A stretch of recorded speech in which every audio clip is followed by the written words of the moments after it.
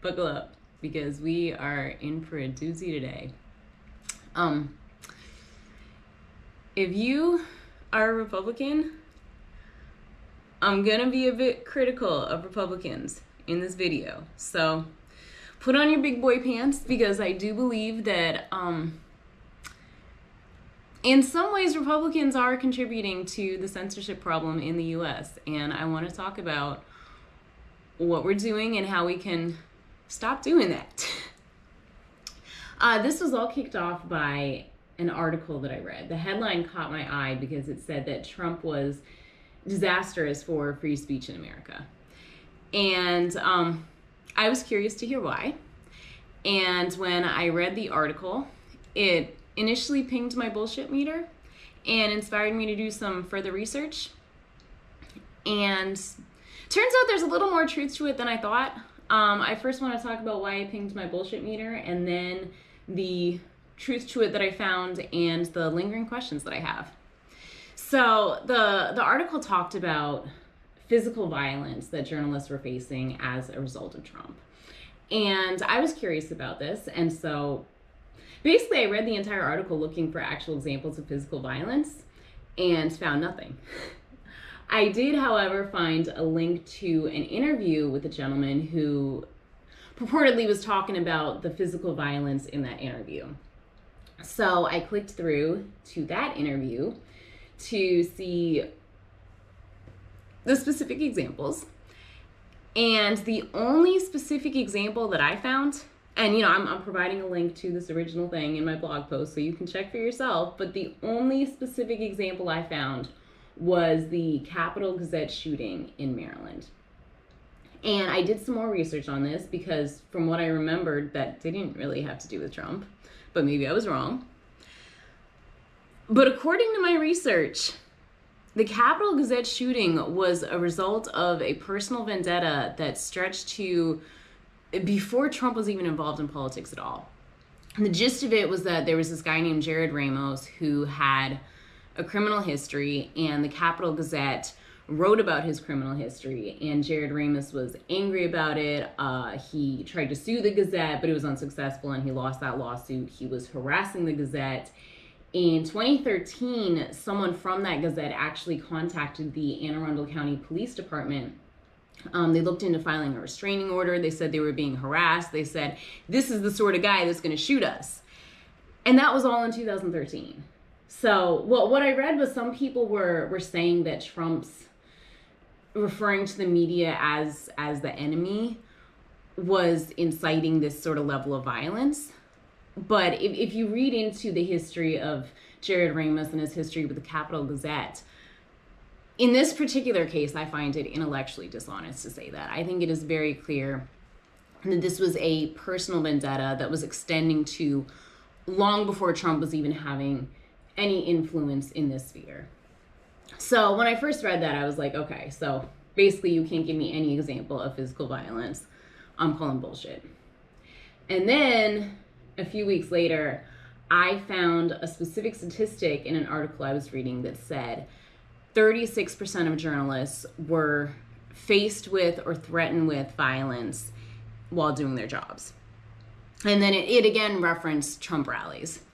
And so I was like, oh, shit, maybe I was wrong. So I clicked through and I wanted to find some more details. And that's where this whole thing gets a little complicated, but it's clear that Republicans are definitely in the wrong. In a nutshell, yes, I did find specific examples of journalists being attacked at Trump rallies. Stuff like being shoved, being spit on, having their lanyards yanked, intimidating slogans on t-shirts, and stuff that's just inappropriate and I think is making the problem worse. Because, think through the mindset of a journalist. If you think of Trump supporters as violent, hateful, evil people, and they're being violent towards you and threatening you and pushing you, what are you going to think about them afterwards? Like, you're going to have an even worse opinion of these people, and it's going to be really hard to write any sort of unbiased article or, any sort of, it's hard for you to have compassion for people that are showing that hatred towards you. So I was definitely saddened and appalled to see this. I was also disappointed with the research that I found. First of all, we didn't start gathering statistics until 2017. It was a place called the Press Freedom Tracker, and it was prompted, I believe it was prompted sort of as a result of them thinking, okay, we're seeing an increase in violence towards journalists and we want to track this. And there's a mixture of compelling evidence and not so compelling evidence. Well, one of the compelling things you see is there's as Trump's rhetoric on Twitter towards journalists increases, you did start to see an increase in violence towards journalists, but it's, I don't know, I don't think it's that strong of a correlation. What you really see is a massive spike in 2020, which correlates with Trump's increase in the rhetoric. But aside from the massive spike in that 1 year, I don't see a clear trend. Like, for instance, if Trump's rhetoric were making things worse, then you'd think when Biden becomes president and, you know, Trump is banned from Twitter, that maybe that would start to die down. But you don't really see that. And then also just other than the year 2020, if you look at the violence towards journalists, both during the Trump administration and during the Biden administration, you just don't see any clear trends. Another thing, I found a statistic, and this is from the same company, the Press Freedom Tracker, and it was saying that in 2020, where there was that massive uptick in violence, 91% of physical attacks on journalists were at Black Lives Matter's protests. And I believe it was something like 80% of that was perpetrated by the police. I think it was with the intent of like breaking up crowds because you weren't supposed to be congregating like that in 2020. But what really stood out to me about that statistic is apparently the Press Freedom Tracker was gathering statistics on where violence towards journalists was taking place. So I thought, okay, let's see what the statistics are about violence at Trump rallies. If anybody wants to help me out and find statistics on that, that would be great, because I could not find any statistics on that. And I was really baffled. Like, what? Like, if you have the capacity to be gathering these statistics, why are you not doing that? You know, I mean, this could be helping your case.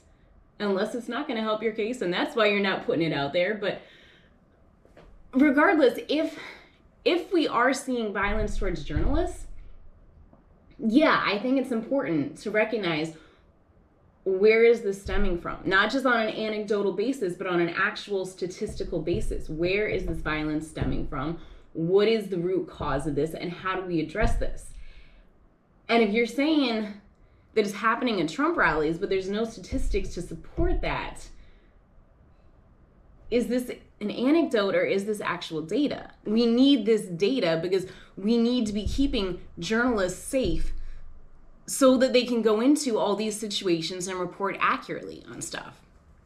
So, I don't know. Bottom line, I feel like this whole thing is a mess. I feel like I'm seeing some irresponsible reporting in terms of what examples you're actually providing, some irresponsible data gathering, and some irresponsible behavior on behalf of Republicans.